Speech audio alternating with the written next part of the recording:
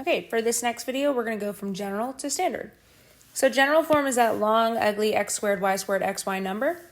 And we're going backwards to standard form, which is a little bit more complicated and takes a lot of algebra skills. So what we're going to be doing is we're going to be converting by completing the square. So when you complete the square, you always start by moving over the constant so that you just have the x squared and the x term on the left-hand side. So x squared plus 10x equals negative 16. From there, we add this new constant, and this is that completing the square idea. So you take the b term, and the b term is always the term that's attached to the x alone, not the x squared, but the x. So my b is 10. I divide the b by 2, and I square it. So 10 divided by 2 squared is 5 squared, which is 25. And what you have to do is you add that 25 to both sides. So what you do to one side, you have to do to the other side. From here, I rewrite my terms. So I have x squared plus 10x plus 25 equals 9. And what I've just created on the left side is a perfect square trinomial. So I can factor a perfect square trinomial. I'm just going to real quickly go through the x method. But if you need practice factoring, make sure that you look up some kind of like factoring a trinomial when the a equals 1, because we have a 1 here. If I can draw it. Uh-oh. Okay. Pen is being obnoxious. Okay, so we have a 1 there. So my a times c goes up top, so a times c is 25, and b goes on the bottom, and b is 10. And you ask yourself, what multiplies to b? What multiplies to be 25 and adds to be 10? And that's 5 times 5. So a perfect square trinomial will give me two factors that are the exact same thing. So that means I can write my terms as x plus 5,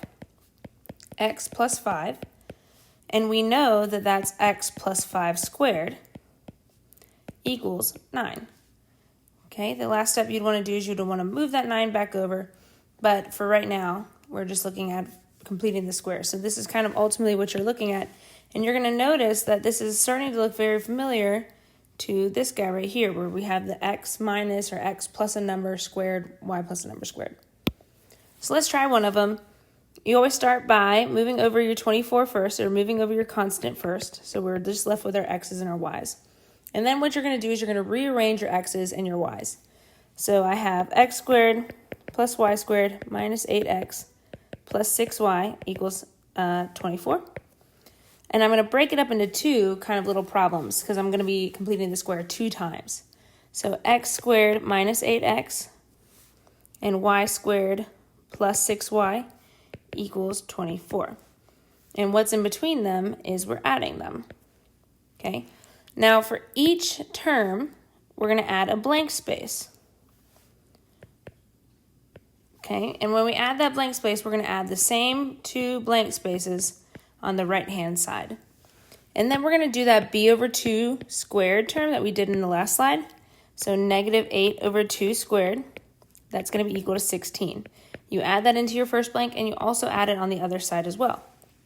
For the next one, same thing, b over 2 squared. So b is 6 divided by 2. Remember, it's always the number that's attached to the singular variable.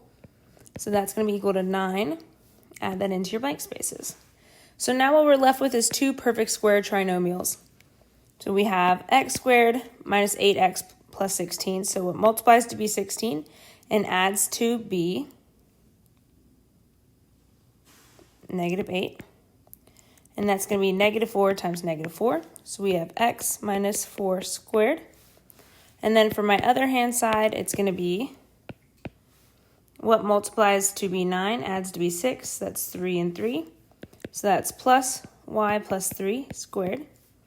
And you add all of these terms together. So 24 plus 16, that's going to give me 40, plus 9 is going to give me 49.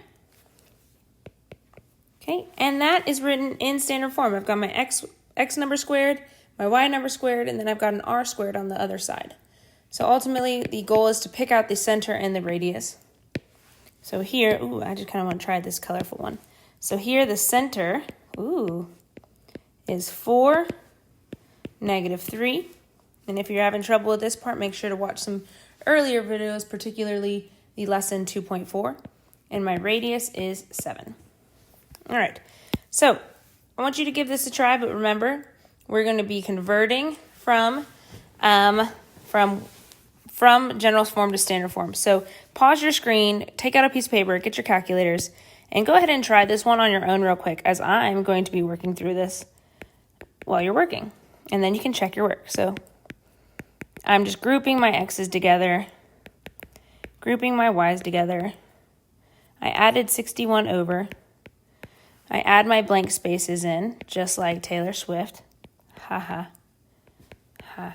Okay. And I'm completing the square by taking my b term and squaring it.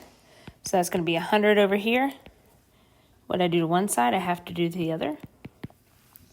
And then this is -16 over 2 squared. That's going to give me 64.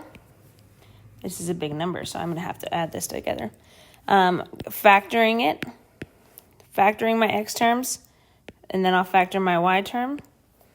This should factor to be x plus 100. X plus 10. Another kind of quick way to do it is you take the sign of this first sign that you see, and then you take the square root of 100. So then that's x plus 10 squared. And then the sign of the first term on the y is a negative, so it's minus, and then the square root of 64 is 8. But that's only the trick. So if you can't remember the trick, then just remember you were just factoring like you did in Algebra 1. Okay, adding those three numbers together, that gives me 225.